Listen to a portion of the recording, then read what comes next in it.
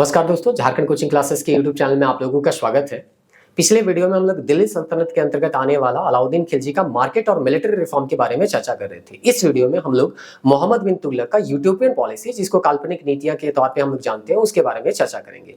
थोड़ा बहुत आप लोग जानते होंगे कि ये 26 साल लगभग शासन किए थे और इस शासन काल में कई सुधार करेंगे, चाहे वो प्रशासनिक सुधार हो, चाहे वो आर्थिक सुधार हो। लेकिन इन सुधारों के कारण जनता को और खुद शासकगण को बहुत परेशानी का सामना उठाना पड़ता है।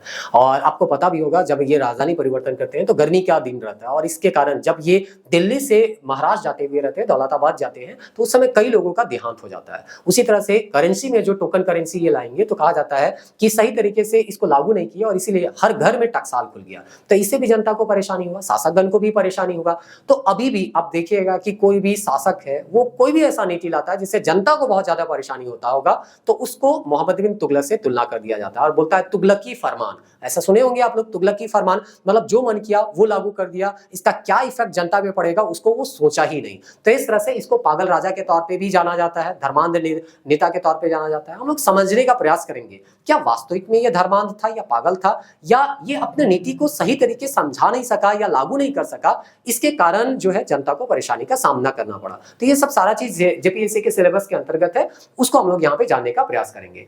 तो हम लोग पिछले वीडियो में देखे थे कि दिल्ली सल्तनत के अंतर्गत 5 राजवंश शासन करते हैं, जिसमें से प्रथम 2 जो था वो आपका गुलाम वंश था और खिलजी वंश था। उसके बाद जो अगला वंश यहाँ पे आता है वो तुगलक वंश आता है और सबसे ज्यादा दिन शासन करने वाला जो था वो तुगलक वंशी था। इसका जो पहला राजा होगा वो गयासुद्दीन तुगलक है। इसके बारे में हम लोगों को यहाँ पे पढ़ना नहीं है क्योंकि सिलेबस का हम लोगों का पार्ट नहीं है। अब देखिए सिलेबस इतना लंबा चौड़ा है कि अभी तो उसको कंप्लीट करना ही अपने आप में चुनौती है। ये सबको अभी हम लोग क्यों पढ़ने जाए, तो बस इतना जान लीजिए कि तुगलक पृष्ठभूमि में लिखने के लिए कभी कभी होता है। तो तुगलक वंश का सबसे पहला राजा जो था वो गयासुद्दीन तुगलक था। इसी गयासुद्दीन का तुगलक का एक बेटा होगा जिसका नाम था मोहम्मद बिन तुगलक, जिसके बारे में हम लोगों को पढ़ना है। इसका शासनकाल आप याद रखिएगा 1325 से लेकर 1351, यानी लगभग 26 वर्ष इसका शासनकाल रहा था। अब इसके बारे में थोड़ा सा हम लोग व्यक्तित्व के बारे में इनका जान लेते हैं, ताकि पृष्ठभूमि में जैसा कि बोले थोड़ा सा बेसिक आपको पता होना चाहिए, ताकि पृष्ठभूमि आप लिख सके। तब जाके इसका जो यूटोपियन पॉलिसी था या जो सुधार था, आर्थिक सुधार, प्रशासनिक सुधार, उसके बारे में आप लिखिएगा। तो यहाँ पे बोला जाता है इनके बारे में अगर आपको जानना है, मोहम्मद बिन तुगलक के बारे में जानना है, जिसका नाम जौना खां या उलुग खां के तौर पे भी इसको हम लोग जानते हैं, तो यहाँ पे बहुत सारे स्रोत है। कौन सा स्रोत है, तो पहला नाम आता है फिरोज शाह तुगलक। इसके बाद अभी फिरोज शाह आता है, उसके बारे में हम लोगों को पढ़ना नहीं, तो बस इतना जान लीजिए फिरोज शाह के द्वारा एक किताब लिखा गया था, आत्मकथा लिखा गया था, जिसका नाम है फतुआत फिरोजशाही। तो इससे हमको जानकारी मिलता है। जियाउद्दीन बर्नी के बारे में तो हम ऑलरेडी उल्लेख कर ही रहे हैं, तो तारीख फिरोजशाही और फतवा जहांगीरी नाम की किताब है, इससे हमको मोहम्मद बिन तुगलक के बारे में जानने को मिलता है। और भी बहुत सारे हैं, लेकिन इंपॉर्टेंट में एक नाम आता है अमीर खुसरो का, जो कि तुगलकनामा लिखे है, और इससे भी हमको मोहम्मद बिन तुगलक के बारे में जानकारी मिलता है। फिर है याह्या बिन सरहिंदी, ये भी इंपॉर्टेंट है। इसका एक किताब है तारीख के मुबारक शाही। ये एमसीक्यू में भी आपको याद करना होगा क्योंकि हो सकता है ये सब पूछा जाता है। तो मेंस में भी तो 20 क्वेश्चन तो आते ही हैं, जिसमें 10 क्वेश्चन आपका हिस्ट्री से रहेगा, तो उसके संदर्भ में भी इसको याद रखिएगा।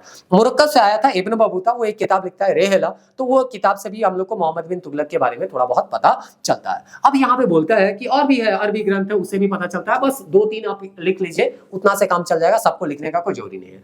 अब हम लोग यहाँ पे बोल देते हैं कि मोहम्मद बिन तुगलक जो है वो पागल राजा था, धर्मांध राजा था, लेकिन समझने का प्रयास करेंगे क्या वास्तविक में ही ये धर्मांध या पागल था, या अपने नीति को ये सही तरीके से लागू नहीं कर पाया, इसीलिए इसको धर्मांध या पागल नेता कहा जाता था। तो अगर आप इसका व्यक्तित्व पढ़िएगा तो पता चलता है ये बहुत बड़ा विद्वान था और बहुत विषयों के बारे में ये जानकारी रखता था, लेकिन अपना जो जानकारी था या अपना जो ज्ञान था वो दूसरों को समझा नहीं सका और नीतियों को सही तरीके से लागू नहीं कर पाया, और इसीलिए तो इसको पागल का एक तरह से पागल घोषित कर दिया जाएगा। कभी कभी हम लोग बोलते हैं ना, वैज्ञानिक को भी पागल घोषित कर दिया जाता है, क्योंकि वो जो है कभी कभी अपने बातों को प्रूफ नहीं कर पाते। कोपरनिकस जब ये बोला होगा कि सूर्य के चारों पृथ्वी चक्कर लगाती है, तो उसको तो पागल ही कहा गया। आपका गैलीलियो जब प्रूफ करते हैं तब ना लोग मानना शुरू करते हैं, 1609 में यहाँ पे दूरबीन बनाते हैं, तब वो प्रूफ कर देते हैं कि हाँ सूर्य के चारों ओर ही पृथ्वी क्या कर रही है, चक्कर लगा रही है, ना कि पृथ्वी के चारों ओर सूर्य चक्कर लगा रहे हैं। तो इस तरह से कभी कभी हम लोग अपने बात को सिद्ध नहीं कर पाते हैं और लोग जो है हम लोगों को पागल घोषित कर देते हैं। तो वही यहाँ पे भी देखने को मिलेगा। तो मोहम्मद बिन तुगलक को यहाँ पे बोलता है किस किस चीज के बारे में ज्ञान था, तो तर्कशास्त्र के बारे में, दर्शन के बारे में, गणित के बारे में, ज्योतिष विद्या, पदार्थ विज्ञान, औषध शास्त्र और विभिन्न शाखाओं का औसत शास्त्र का विभिन्न शाखाओं और फारसी भाषा तथा अरबी भाषा का वो विद्वान था। तो समझ लीजिए इतनी भाषाओं का या इतने सब्जेक्ट के बारे में वो ज्ञान रखता था और उसको पागल करार दे दिया गया। तो चलिए ठीक है, जो है सो है, यहाँ हम लोगों को केवल पढ़ लेना है कि क्या है क्या नहीं है। तो बोलता है कि समकालीन इतिहासकार की नजर में मोहम्मद बिन तुगलक को अगर हम देखें तो हमको पता चलता है इब्न बतूता अपने किताब में रेहला जो लिखे थे उसमें बोलते हैं अत्यंत नर्म और उचित तथा न्यायपूर्ण काम करने में अत्यंत प्रवृत्त व्यक्ति था मोहम्मद बिन तुगलक। लेकिन यही दूसरे ना आप इतिहासकार देखिएगा तो कुछ उल्टा ही बोलता है इसके बारे में, जैसे कि जियाउद्दीन बर्नी है, याह्या बिन सरहिंदी है, निजामुद्दीन औलिया शायद है, बदायूनी है, फरिश्ता है, ये अपने किताब में लिखते हैं या अपना जब इतिहास लिखते हैं तो उस समय लिखते हैं ये राजा जो था वो बड़ा ही अधर्मी था। इसीलिए बर्नी का एक कथन भी आप सुने होंगे कि जब इनका देहांत होता है तो बर्नी बोलते हैं अल्टीमेटली मोहम्मद बिन तुगलक को जनता से मुक्ति मिला और जनता को मोहम्मद बिन तुगलक से। ये अंतिम हम आपको बताएंगे भी। तो इस तरह से यहाँ पे ये आपको बताया गया। उसके बाद सुल्तान पर सूफियों तथा विद्वान पुरुषों को यातनाएं देने का आरोप भी ये लोग लगाते हैं। तो चलिए ठीक है, आरोप प्रत्यारोप है जो भी है ये हम लोगों को थोड़ा सा पृष्ठभूमि में लिख देना है। बाकी तो यहाँ पे आपको केवल इसका सुधार है उसको पढ़ना है, तो उसी में हम लोग यहाँ पे फोकस करते हैं। बहुत ज्यादा इसमें हम लोग उलझने का प्रयास नहीं करेंगे। देखिए यहाँ पे ये मैप थोड़ा सा देख लीजिएगा क्योंकि सबसे महत्वपूर्ण घटना में से एक था और ये सवाल आ भी चुका है कि ये सवाल तो नहीं आया था, मतलब टोकन करेंसी के बारे में आया था। मोहम्मद बिन तुगलक का ही वो एक फरमान था या एक सुधार था। तो हो सकता है ये सवाल आ जाए कि दिल्ली से दौलताबाद राजधानी ले गया तो क्या परेशानी का सामना उठाना पड़ा। ये भी तो उसका एक यूटोपियन पॉलिसी में से एक था।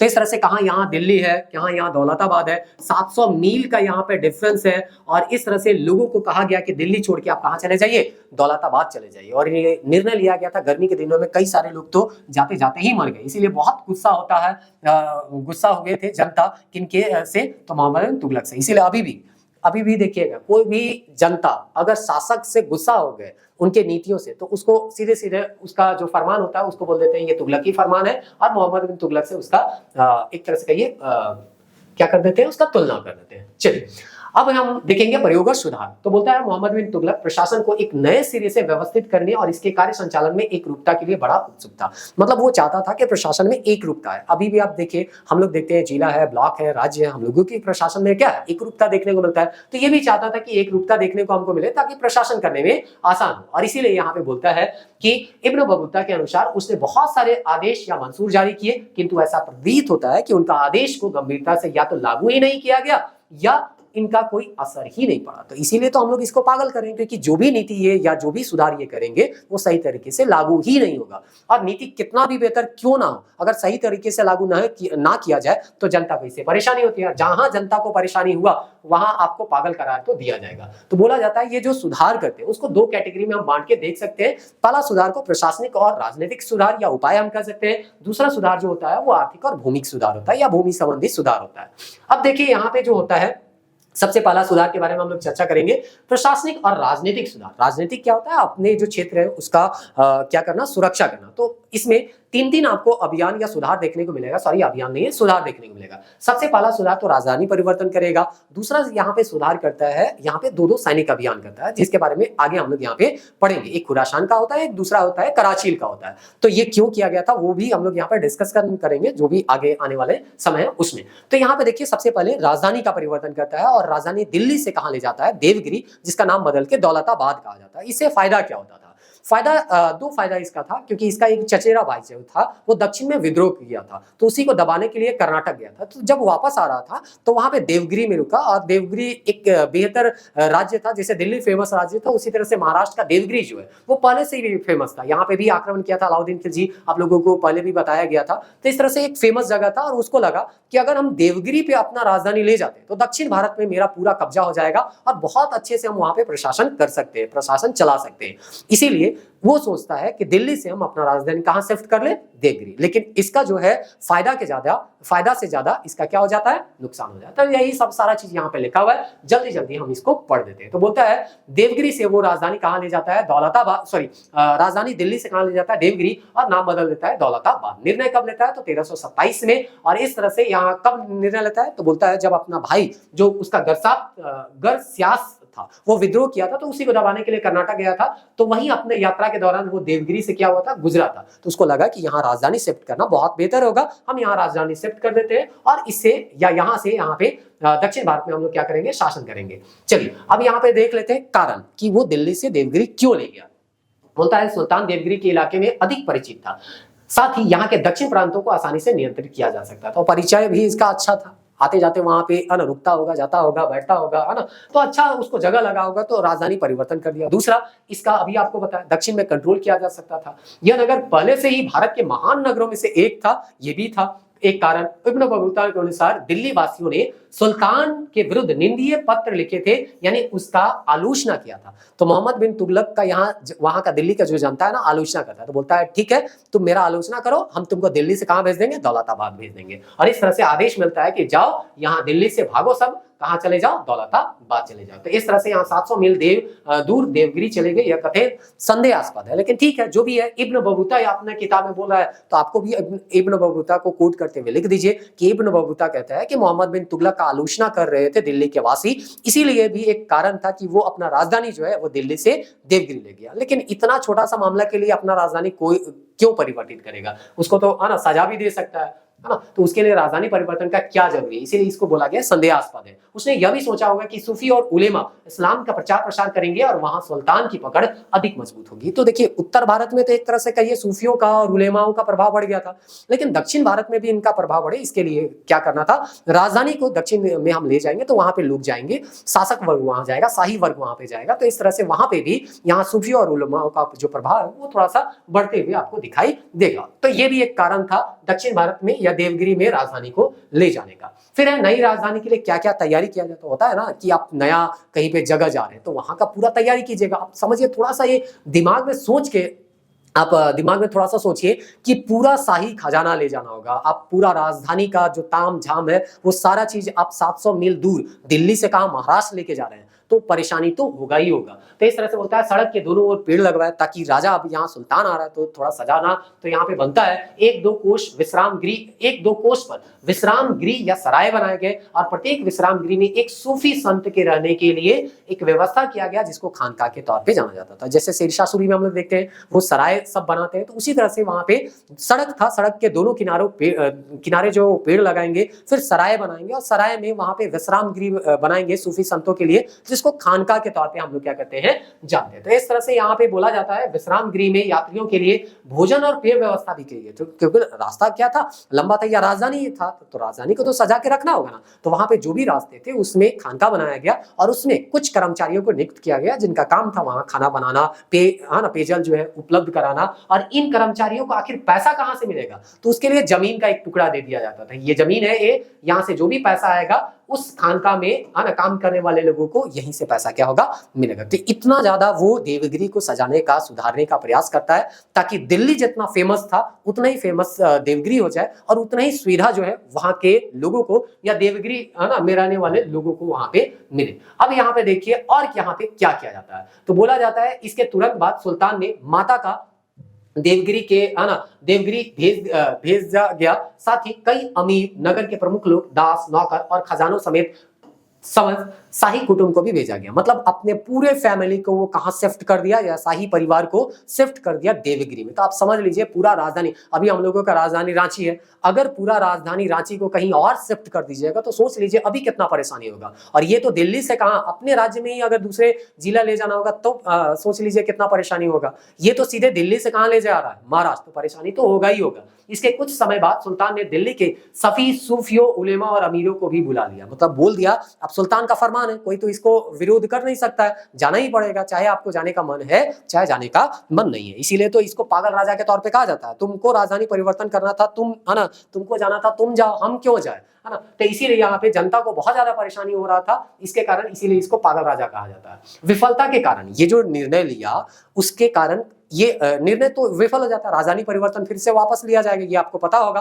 तो इसका कारण क्या होता है ना, विफलता का कारण क्या, तो बोलते हैं निर्णय जो है वो गर्मी के दिनों में लिया गया था, इसीलिए कई लोग तो रास्ते में ही क्या मर गए, में क्या हो गया, मर गए। तो मतलब 700 मील दूर अगर दिल्ली छोड़ के महाराष्ट्र आप जाइएगा, पैदल जाइएगा, घोड़े में जाइएगा, गर्मी के दिन जाइएगा तो मरिएगा ना। खाने पीने का कितना व्यवस्था आप 700 मील लेके जाइएगा। आगे बोलता है दौलताबाद पहुंचे, उनके लिए मुफ्त आवास और भोजन का प्रबंध किया गया। इस के बावजूद लोग खुश नहीं थे, क्योंकि उन्हें दिल्ली, जिसे वो अपना मूल स्थान या घर मानते थे, की आदत पड़ चुकी थी। एकदम सिंपल सा चीज है, आप जहां पे भी रहते हैं, आपका जो पैतृक गांव है उसको कहा जाएगा सब संपत्ति को छोड़ के कहीं और शिफ्ट कर जाओ, और आपका पूरा जीवन जो है उसी पैतृक संपत्ति में गुजरा है, उसी गांव में गुजरा है, तो आपको बुरा तो लगेगा। आपको जहां भेजा जाएगा वहां खाने के लिए थोड़ा बहुत अच्छा खाना आपको दे दिया जाएगा, लेकिन आपको वहां खुशी महसूस नहीं होगा, क्योंकि आप जो है अपने गांव से जुड़े हुए हैं, अपने शहर से जुड़े हुए हैं। तो वही बात यहाँ पे भी होता है। दिल्ली वासी को दिल्ली इतना पसंद आ गया था कि दौलताबाद जब वो जाता है या देवगिरी जाता है तो वहां खाने पीने का सुविधा भी मिलता है, तो भी उनको लगता है इससे बेहतर तो हमारा दिल्ली ही था, जिसको छोड़ के हमको यहाँ पे सुल्तान के कारण आना पड़ा। और इसीलिए हम बार बार कर रहे हैं, यही सब कारण था कि यहाँ पे इसको कहा जाता है पागल राजा। उसके बाद यहाँ पे बोलता है दिल्ली में जब यहाँ पे घर को वो लोग छोड़ के आएंगे तो इस दौरान बंद कर दिए गए जो घर थे उसमें नगर के असामाजिक तत्व जो है उसका लूटना जो है वो आरंभ हो जाता है। अब समझ लीजिए दिल्ली से कोई कहां जा रहा है, दौलताबाद जा रहा है, देवगिरी जा रहा है, तो अपना घर तोड़ फोड़ के थोड़ी ना जाएगा, अपना घर में ताली लगा दिया और ताली लगा के वो चला गया। जब यहाँ शहर जो है वो धीरे धीरे खाली होने लग जाएगा तो जो असामाजिक तत्व है, चोर है, वो उन सब घरों में घुसेंगे और जो भी सामान वहां पे मिलेगा सबको चोरी कर लेंगे, क्योंकि सब सामान को तो आप धोके है ना दिल्ली से दौलताबाद ले नहीं जा सकते। तो जो इंपॉर्टेंट सामान था वो ले गया, बाकी चीज वहीं छोड़ दिया, तो उसको चोरी करने के लिए वहां के असामाजिक तत्व जो है वो पहुंच जाते हैं। तो इससे भी पूरा अव्यवस्था फैल जाता है। तो यही सब कारण था कि वो है ना उनको सोचना चाहिए था कि अगर हम परिवर्तन कर रहे हैं तो कैसे करना होगा, एक नियम कानून के तहत उसको है ना इसको क्या करना था, लागू करना था। लेकिन यहाँ पे लागू नहीं किया गया, तो वो जो है आपका इसको पागल सुल्तान के तौर पे कहते हैं। सुल्तान ने सन 1334-35 में माबर तमिलनाडु में कोरोमंडल में एक गंभीर विद्रोह को दबाने के लिए दक्षिण की ओर प्रस्थान किया। जब वो बीदर पहुंचा तो वहां प्लेग की महामारी, बीदर कर्नाटक में आपको पता होगा, महामारी फैली हुई थी जिसमें उसके बहुत से सैनिक की मृत्यु हो गई। मोहम्मद तुगलक भी स्वयं बीमार पड़ गया और दौलताबाद लौट आया। सुल्तान को की मृत्यु की अफवाह फैल गई और शीघ्र ही महाबार, द्वार समुद्र, कर्नाटक, वारंगल जो तेलंगाना में है समेत समस्त दक्षिण भारत दिल्ली सल्तनत के नियंत्रण से मुक्त हो गए। वो दक्षिण में गया क्यों था? क्योंकि वो दक्षिण की जितने भी क्षेत्र थे उसको अपने कंट्रोल में रखना चाहता था। लेकिन हुआ क्या, ये जब बीदर जाता है और वहां पे पहुंचता है तो पता चलता है कि वहां प्लेग फैला हुआ है। अब प्लेग से तो इसके सैनिक मरे ही मरे, ये खुद बीमार हो जाता है। जब बीमार होकर वापस आता है, दौलताबाद राजधानी आता है, तो अफवाह फैल जाता है कि राजा तो गया, सुल्तान मर गया। और सुल्तान मरने का जैसे समाचार यहाँ पे पड़ता है कि तो ये लोग दिल्ली सल्तनत के अधीन आने वाले जितने भी छोटे छोटे साम्राज्य थे अपने आप को स्वतंत्र कर लेंगे। और उनसे कुछ एग्जांपल दिया है, जैसे यहाँ पे द्वार समुद्र के जो कि होयसल थे वो लोग है ना अपने आप को स्वतंत्र कर लेंगे। वारंगल वही काकतीय रुद्रमा देवी वाला जो क्षेत्र था वो अपने आप को स्वतंत्र कर लेगा। और इस तरह से दक्षिण भारत के और भी कुछ कुछ राज्य रहेंगे वो अपने आप को दिल्ली सल्तनत से स्वतंत्र कर लेंगे। मतलब समझिए अपना राजधानी ये शिफ्ट किया दक्षिण के राज्यों पे कंट्रोल करने के लिए, और दक्षिण के राज्य ही अपने आप को स्वतंत्र कर लिए। तो इसका जो उद्देश्य था वो तो पूरा हुआ ही नहीं, और इसीलिए ये फिर लास्ट में गुस्सा के अपना राजधानी क्या कर लेगा, परिवर्तन कर देगा। इस प्रकार दौलताबाद की दूसरी राजधानी बनाने का उद्देश्य समाप्त हो गया।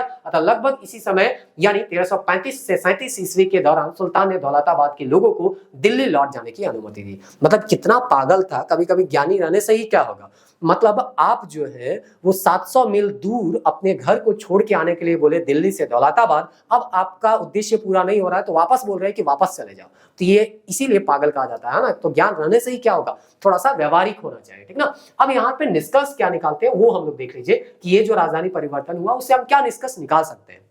तो बोलता है कि इस प्रकार दौलताबाद की यात्रा एक महंगी विफलता साबित हुई, जिसके कारण बहुत सारे लोगों को विपत्ति का सामना करना पड़ा। इसलिए तो हम कहते हैं अभी वर्तमान समय में भी अगर कोई भी शासक या हमारे प्रधानमंत्री या हमारे मुख्यमंत्री जो है कोई भी निर्णय लेते हैं और उसके कारण जनता को परेशानी होता है तो सीधे बोल दिया जाता है ये तुगलक की फरमान है। बिना सोचे समझे कोई भी नियम को आपको लागू नहीं करना है, क्योंकि इससे जो है वो जनता को बहुत परेशानी का सामना उठाना पड़ता है और आपको यानी शासक को भी कोई फायदा होता नहीं। देखिए मोहम्मद बिन तुगलक को भी तो कोई फायदा नहीं हुआ, मतलब ऐसा नहीं कि जनता ही केवल परेशानी है, शासक को भी परेशानी हुआ क्योंकि पूरा राजधानी शिफ्ट कर दिया था दौलताबाद, अब वापस कहां ले जाना पड़ रहा है, दिल्ली। तो इस तरह से शासक को भी परेशानी हुआ और जनता को भी परेशानी का सामना करना पड़ा। किंतु इसके प्रभावों से दिल्ली के जनसाधारण नहीं बल्कि उच्च वर्गों ने महसूस किया। तो ये जो प्रभाव था, ये जो इफेक्ट था, सबसे ज्यादा कौन प्रभाव होंगे, उच्च वर्ग के लोग। क्योंकि देखिए जो गरीब थे वो तो दिल्ली में ही रह गए, उसको कोई माने मतलब था नहीं कि राजधानी में जाना है, लेकिन जितने भी उसके कर्मचारी थे जो कि शाही एक तरह से कई परिवार में काम करते थे, उन सबको तो जाना पड़ा। तो इस तरह से इसमें ज्यादा इफेक्ट जो पड़ेगा वो उच्च वर्ग के। अभी देखिए आप राजधानी रांची से कहीं और ले जाइए तो यहाँ पे जितने मुख्यमंत्री हो गए या उनके विधायक होंगे, जितने भी उनके आईएएस रैंक के अधिकारी हैं और उसके सचिव हैं, सबको ट्रांसफर करना होगा कहीं और पे। तो उन उच्च वर्ग के लोगों को यहाँ पे परेशानी हो रहा था। आगे यहाँ पे बोलता है मोहम्मद बिन तुगलक के दौलताबाद अभियान का एक दूरगामी प्रभाव पड़ा, बहुत सारे सूफियों और उलेमाओं ने दौलताबाद में ही रह दिया। तो अब देखिए यहाँ पे चला गया है दिल्ली छोड़ के, कहां पे, दौलताबाद या देवगिरी चला गया है। तो कोई व्यक्ति या सूफी संत वहां पे चला गया, तो अब राजा बोल भी रहा है कि दिल्ली आओ, तो बोलेगा कि हमको जाना नहीं है, अब आ गए तो यहीं पे रह जाते हैं, क्योंकि अब रहते रहते ये जगह भी पसंद आ गया होगा, तो इसीलिए बोला कि हमको वापस जाना यहाँ पे नहीं है, जिससे कि बाद में इस्लामी शिक्षा और ज्ञान का ये केंद्र बन गया। तो इस तरह से साउथ इंडिया में इस्लामिक, महाराष्ट्र एक तरह से कह सकते हैं साउथ में ही जा रहा है, तो इस तरह से दक्षिण भारत में इस्लाम का प्रभाव आपको इसी से देखने को मिलता है। लेकिन इसका जो फायदा है वो दिल्ली सल्तनत को नहीं, बल्कि इसी के बाद या इसी के शासनकाल में 1347 में बहमनी राज्य बनेगा, जो कि मुस्लिम साम्राज्य बनेगा, उसको फायदा होता है। मतलब यहाँ पे वही चीज लिखा है, किंतु इससे दिल्ली के सुल्तान को नहीं, अपितु बहमनी सुल्तान को लाभान्वित हुई, जिन्होंने शीघ्र ही इस क्षेत्र में अपना शासन कर लिया। तो आपको पता होगा 1347 में यहाँ पे बहमनी साम्राज्य जो है वो बनेगा। और इस तरह से यहाँ पे ये जो सूफी यहाँ पे रह गए, जिसमें इस्लामीकरण हुआ, आपका कह सकते हैं देवगिरी दौलताबाद का, उससे फायदा दिल्ली सल्तनत को कम होता है और ज्यादा होता है बहमनी साम्राज्य के शासकों का। तो इस तरह से ये जो है हम लोग सैनिक अभियान, राजधानी परिवर्तन देख लिए। अब यहाँ पे कुछ सैनिक अभियान है, उसको हम लोग देख लेते हैं, और उसके बाद यहाँ पे आपका करेंसी परिवर्तन, जो टोकन मनी का कॉन्सेप्ट था, उसको भी हम लोग यहाँ पे देख लेते हैं, है ना। चलिए, तो यहाँ पे खुरासान और कराची अभियान, खुरासान और कराची अभियान के बारे में कहा जाता है। देखिए कई इतिहासकार को हम लोग देखते हैं और उसके बाद हम लोग निष्कर्ष निकालते हैं। तो यहाँ पे बर्नी के अगर हम लोग देखें तो बोलता है खुरासान और कराची अभियान एवं मोहम्मद बिन तुगलक के द्वारा एक विशाल सेना के निर्माण का अलग अलग उल्लेख किया गया है, किंतु ये अभियान एक दूसरे से संबंधित थे। कहने का मतलब है कराची अभियान को अलग से उल्लेख किया गया है, वर्णी या किया है। दूसरा है जो खुरासान का अभियान है उसको भी अलग से उल्लेख किया गया है। तीसरा ये जो है एक विशाल सेना का निर्माण करता है वो भी अलग से उल्लेख किया गया है। लेकिन यहाँ पे जो किताब से हम लिखे हैं उन किताब का कहना है या उस इतिहासकार का कहना है कि एक दूसरे से कनेक्टेड थे, ऐसा नहीं है कि ये एक दूसरे से अलग अलग थे। तीनों के तीनों घटना जो एक दूसरे से कनेक्टेड थे, ये चीज यहाँ पे बताने का प्रयास कर रहा है। अब देखिए खुरासान का अभियान क्यों किया जाएगा। खुरासान अगर हम थोड़ा बहुत मैप में दिखा है तो ये ईरान के आसपास का ये क्षेत्र यहाँ पे क्या होता है पड़ता है। देखिए ये ईरान है, यहाँ पे अफगानिस्तान है और ये तुर्कमेनिस्तान है, और ये जो क्षेत्र है खुरासान यहाँ पे कर रहा है। तो ईरान है, अफगानिस्तान है और तुर्कमेनिस्तान का जो एरिया है वो आपका खुरासान के तौर पे जाना जाता है। आपको ये पता होगा यहाँ से मंगोल आ रहे थे, यहाँ पाकिस्तान है तो इधर से मंगोल आ रहे थे, तो मंगोल से सुरक्षा प्रदान करने के लिए ये क्या करेगा, एक सेना बनाएगा और खुरासान पे अभियान करेगा। यानी कि यहां से ये सेना भेजेगा कहां पे, खुरासान में, और इस तरह से अपना जो पश्चिमी सीमा है उसको वो क्या करेगा, सुरक्षित करेगा। ऐसा सोच रहा था कौन, मोहम्मद बिन तुगलक। इसीलिए एक बहुत विशाल सेना को ये क्या करता है, बनाता है। तो उसी के बारे में यहाँ पे दिया गया है, उसी को हम लोग यहाँ पे पढ़ देते हैं, काम खत्म हो जाएगा, है ना। चलिए, तो यहाँ पे बोलता है थोड़ा सा इसको और नीचे कर लेते हैं। बोलता है पश्चिम एशिया की घटनाओं से तथा बार बार होने वाले मंगोल आक्रमण के खतरे से सिंध और पंजाब को सदा के लिए सुरक्षित करना मोहम्मद बिन तुगलक का एक उद्देश्य था। मोहम्मद बिन तुगलक चंगेज के वंशजों के शासन को समाप्त करना चाहता था, यानी कि चंगेज के जो भी वंशज हैं ये कदम उठाना चाह रहा था कि ताकि बाद में कोई भी मंगोल जो है भारत पे आक्रमण ना करे। तो इस तरह से ये काम तो आगे का सोच के ही किया था। हम लोग जब कभी कभी देखते हैं ना पृथ्वीराज चौहान का हम जब आलोचना करते हैं उस समय कहते हैं ना मोहम्मद गोरी का वो पीछा नहीं किया, अगर उसको सिंध से भी या मुल्तान से खदेड़ दिया जाता तो हो सकता है दोबारा वो आक्रमण नहीं करता, लेकिन उसको छोड़ दिया गया और वो दोबारा आक्रमण करता है। तराइन के दूसरे युद्ध में पृथ्वीराज चौहान को पराजित होना पड़ता है। तो इस तरह से अगर हम यहाँ पे देखें तो इसका सोच तो अच्छा था कि हम लोग जो है खुद से एक सेना बनाते हैं और खुरासान पे क्या करेंगे, आक्रमण करेंगे और वहां जितने भी मंगोल जो है बचे हुए, जो चंगेज के अपने आप को वंशज कहते हैं, उन सबको क्या करेंगे, समाप्त करेंगे, ताकि आने वाले समय में कभी भी मंगोल का आक्रमण ना हो। तो ये एक तरह से नीति ठीक था, लेकिन वही बात है, लागू नहीं होता है ठीक से। भारत के वैज्ञानिक सीमा को वो पाना चाहता था, जिसमें हिंदुकुश और कांधार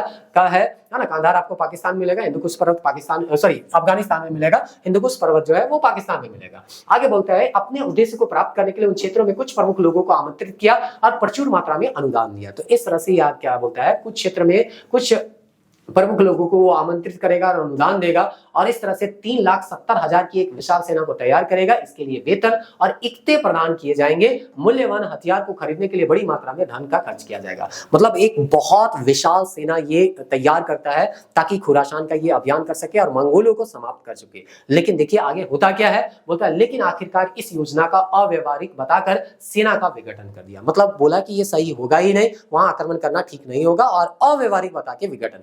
आप इतना इतना खर्चा किए, किसी को वेतन आमंत्रित किए, अनुदान दिए, सेना आप इतना को बनाया, उसको वेतन दिए, एकता दिए, हथियार आप इतना इतना खरीदे, ये सब तो फालतू चला गया ना। तो एक तरह से आर्थिक बोझ आ गया। तो इस सब के कारण जो है, राजधानी परिवर्तन के कारण तो आया ही आया, इसके कारण भी आर्थिक बोझ आ गया। तो यही सब कारण जो था, है ना, कि ये जो है मन किया तो नीति लागू कर दिया, इसका क्या इफेक्ट होगा उसको सोचा ही नहीं, या इसको सही तरीके से लागू नहीं कर पाया। इसके कर्मचारी लोग जो है इसका साथ नहीं दे रहे थे, चाहे जो भी हो, ये सही तरीके से अगर लागू नहीं कर पाया तो हम सीधे सीधे कह रहे हैं कि इसका कुछ ना इसका जो बुरा इफेक्ट जो है वो तो देखने को आपको मिलेगा ही मिलेगा। ठीक ना, चलिए। तो ये है ना वित्तीय हानि हुई, बल्कि सुल्तान की प्रभुसत्ता को काफी है ना गहरा धक्का पड़ा। इसके फलस्वरूप कई विद्रोह भी हुए जो दिल्ली सल्तनत के लिए काफी हानिकारक हुए। तो ठीक है, राजा का अगर कुछ गलत कदम हो जाता है तो जनता जैसे अभी विद्रोह करती है, उस समय भी थोड़ा बहुत विद्रोह होता होगा।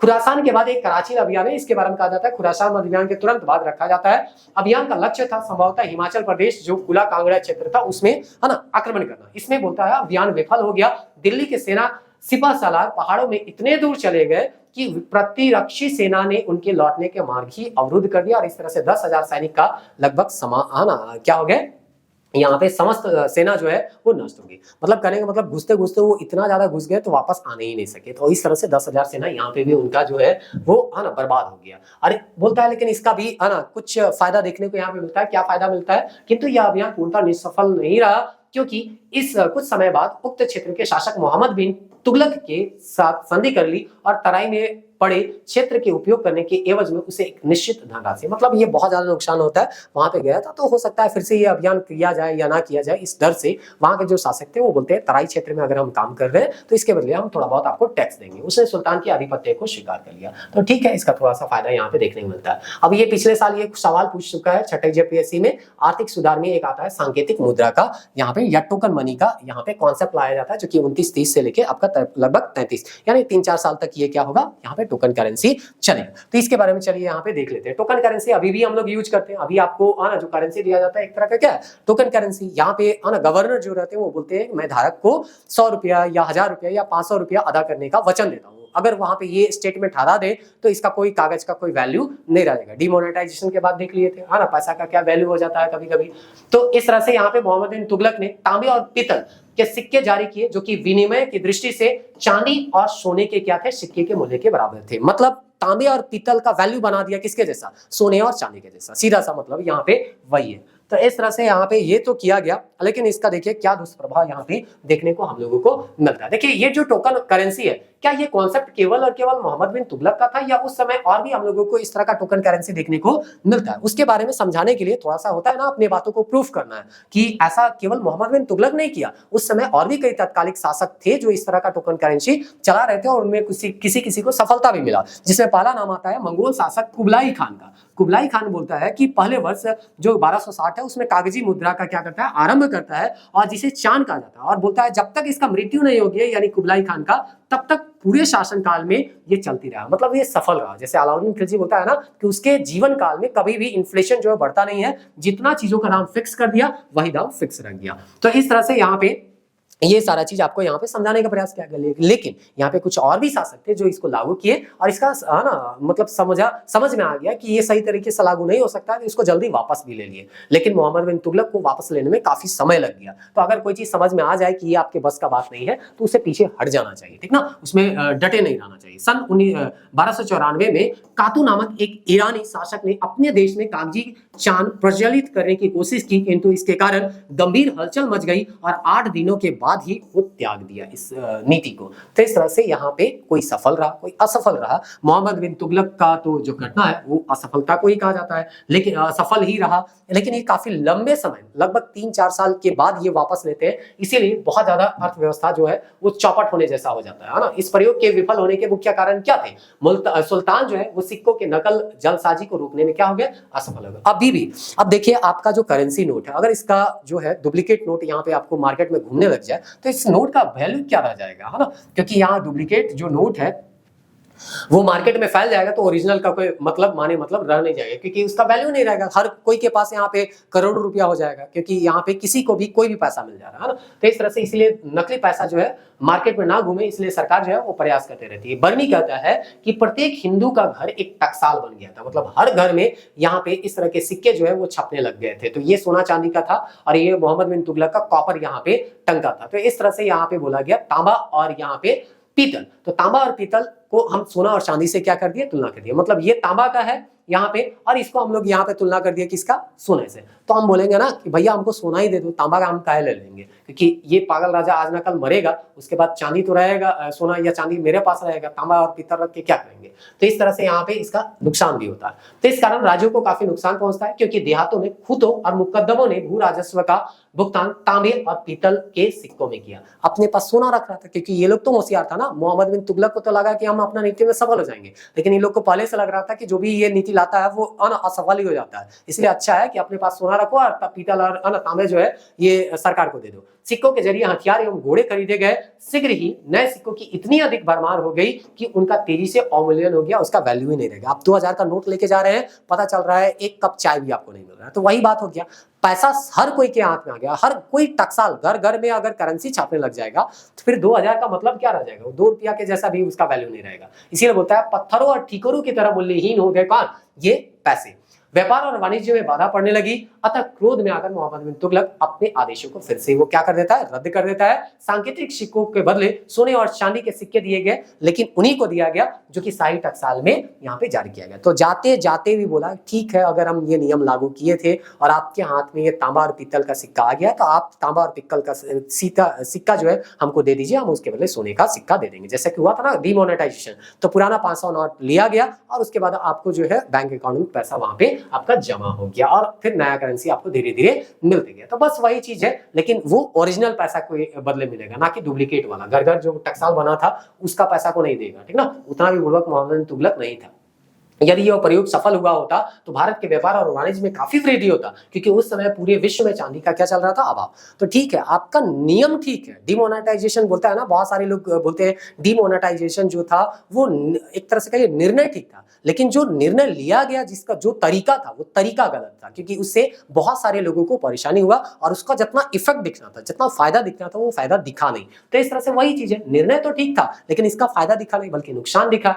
हाँ, चांदी की कमी इस बात से दिखाई देती है कि इसके बाद चांदी और मिश्रित धातु के सिक्कों का इनका उपयोग व्यापार में इत्यादि में होता था, चांदी की मात्रा जो है बराबर घटती गई। तो इसको पहले से पता था चांदी कम होने वाला है, तो हम टोकन करेंसी करेंगे, चलाएंगे, तो उसको चलाना जो है थोड़ा सा आसान होगा, व्यापार करना आसान हो जाएगा। लेकिन ठीक से लागू नहीं कर पाया।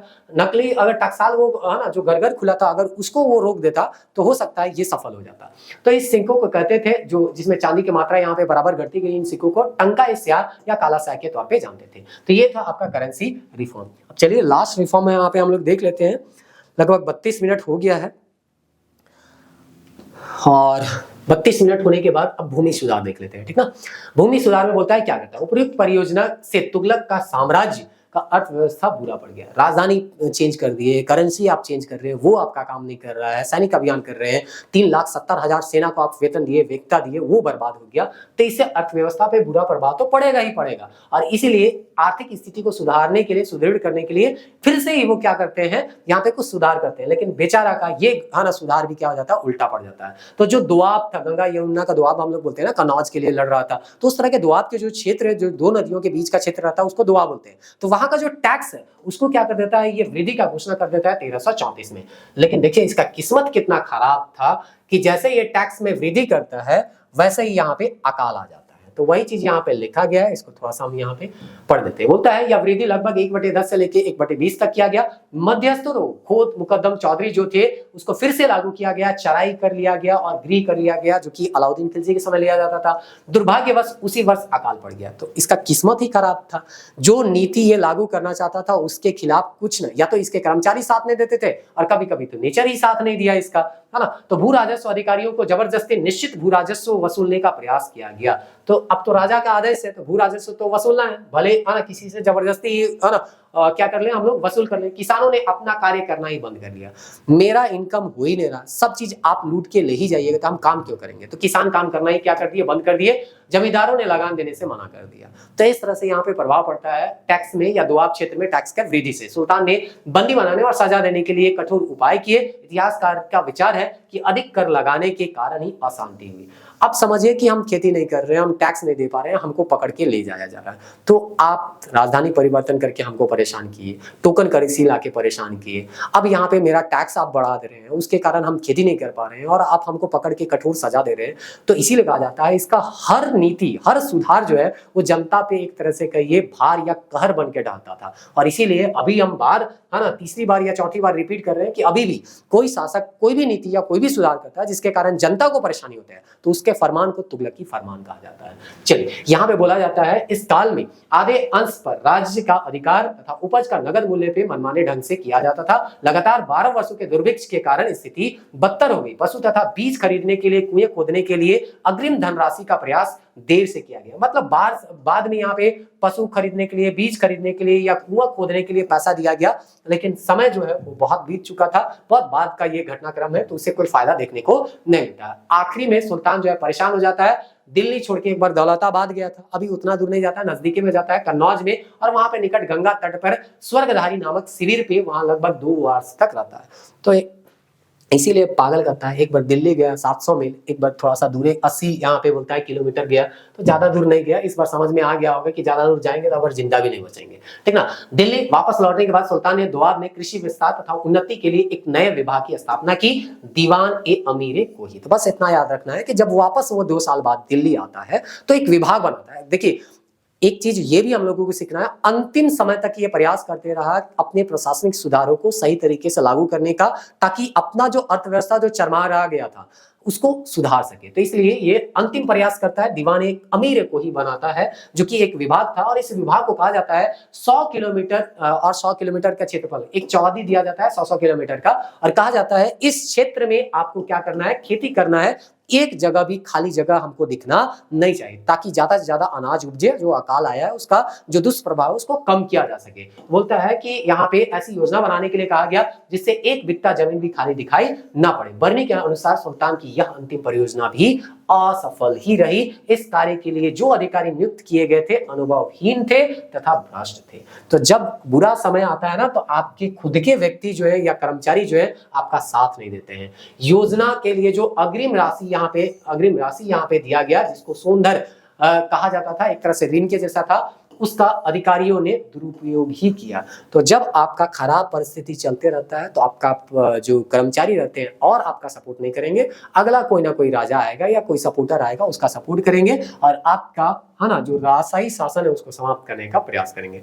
जियाउद्दीन बर्नी का ये जीवनी है, वो चीज दिया हुआ है। इसके काल में कई यहाँ पे विद्रोह थे, ये पढ़ना तो नहीं है लेकिन थोड़ा सा देख लीजिएगा। थोड़ा बहुत लिखने में आपको सहायता हो सकता है। इसका विद्रोह का संख्या लगभग 22 हो गया था, तो समझ लीजिए बहुत सारा सुधार करता है। इसके शासनकाल में बहुत सारे विद्रोह होते हैं हर वर्ग के द्वारा, देख रहे हो ना, बहुत ज्यादा परेशान कर रहा है। शासक वर्ग को परेशान कर ही रहा है, जनता को परेशान कर ही रहा है, जमींदार को परेशान कर ही रहा है, तो कौन सा वर्ग छूटा है? हर कोई इसका विरोध कर रहा था, इसीलिए तो सब मिलजुल के इसको पागल बोल दिया। एगो इब्न बतूता गलती से इसको रेला में, है ना, विनर में बोल दिया, बाकी सब तो इसको पागल ही बोल रहा है।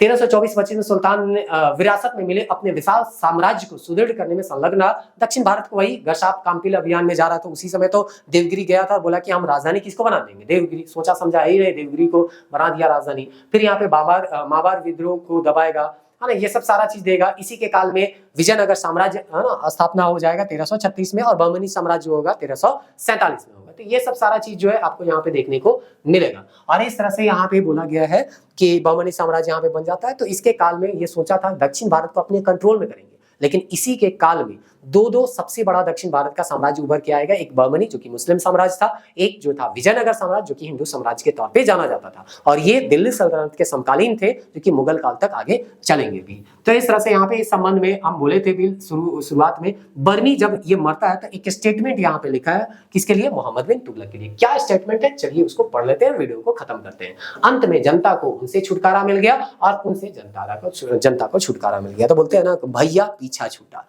कि मरो, है ना, मर गया, अब तुम यहां से गया, अब हमको या जनता को राजा से छुटकारा मिल गया और सुल्तान को भी जनता से छुटकारा मिल गया, कि हर प्रयोग जो है वो, है ना, जनता के ऊपर ही वो कर रहा था और जनता को परेशान कर रहा था। तो ठीक है, इस दुनिया से चला गया, जो भी तुम प्रयोग किए वो या सुधार किए वो सही तरीके से लागू नहीं हो पाया, जनता को इससे परेशानी ही हुआ। इसीलिए आप कितना भी ज्ञानी क्यों ना हो, आपके कारण अगर किसी को परेशानी होगा तो आपको तो पागल घोषित किया ही जाएगा। तो थोड़ा सा सोच समझ के अपना ज्ञान का प्रयोग कीजिएगा। मिलते हैं नेक्स्ट वीडियो में, तब तक के लिए जय हिंद।